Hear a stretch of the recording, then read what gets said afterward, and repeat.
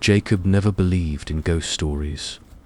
He never believed in curses or haunted places or people simply vanishing into thin air. But he did believe in his brother, and Josh had disappeared. No goodbye message, no signs of distress. Just a cold trail that ended at a hotel in Riga.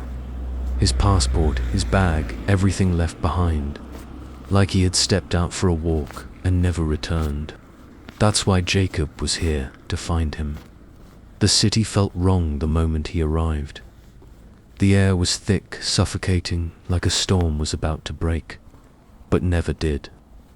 He checked into the same hotel. Josh had stayed in room 407, the last place his brother had slept. The walls felt too close, the shadows in the corners. Too deep. As night fell, the whispers began. At first, Jacob thought it was noise from another room, but the words low slithering were coming from inside his own. His skin prickled. He turned, scanning the dimly lit space. Then, in the bathroom mirror, he saw it, a reflection that wasn't his. Jacob ran out into the empty streets. The city was too quiet to still. He retraced Josh's last known steps, following a path through the old town past the river. Then he saw them. People who weren't quite people. Too pale, too stiff, moving just out of sync with reality.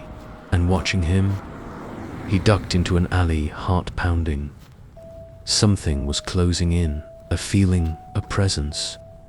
The whispering grew louder, pressing against his skull. Then movement. A figure standing at the mouth of the alley.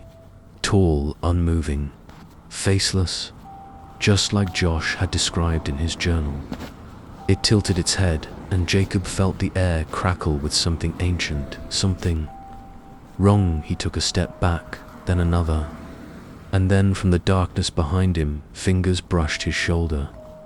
Cold, too long. Jacob turned and ran.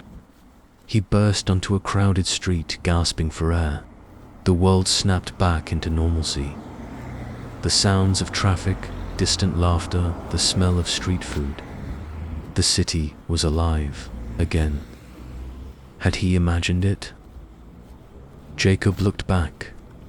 The alley was empty, but the whispering hadn't stopped. It was inside him now, crawling beneath his skin. Josh was still out there, and Jacob had barely escaped, for now.